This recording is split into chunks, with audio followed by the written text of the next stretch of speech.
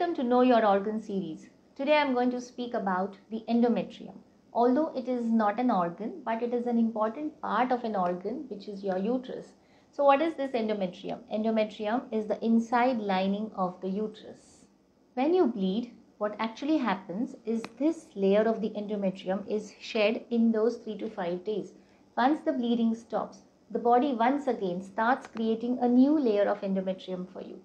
And all of you should know that there are hundreds of hormones such as estrogen, progesterone, even a minute amount of testosterone or FSH and LH and many more, which are responsible for the smooth functioning of this endometrium. Now you might want to know what is the normal thickness of this endometrium. As I said before, this is very dynamic. So when you are bleeding, this endometrium is very thin. It is hardly about 1 to 4 millimeters.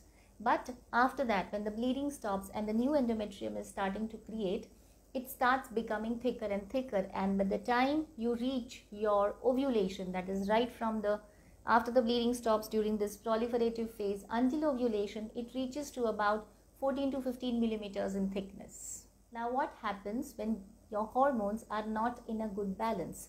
What happens is then you either have too thin endometrium or too thick endometrium. And how do you have symptoms for this?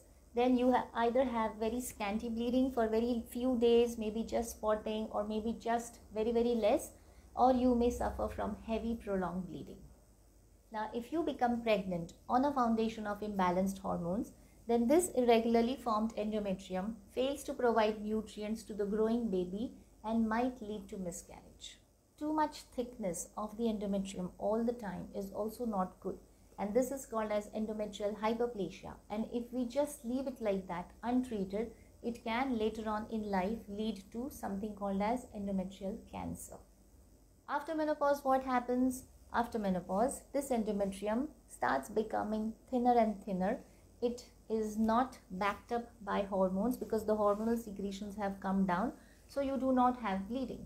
And this is natural and this is nothing to worry about. You and me must have good endometrial growth right from menarche to menopause so that every month we bleed, not too much and not too less, and we can become pregnant whenever we want to. Eating balanced meals at the proper timings will ensure good endometrial growth. Also, cutting down on the maida, the bakery products, colas, alcohol and even processed food will help you in this. If you have any more queries about this, please feel free to get in touch with me.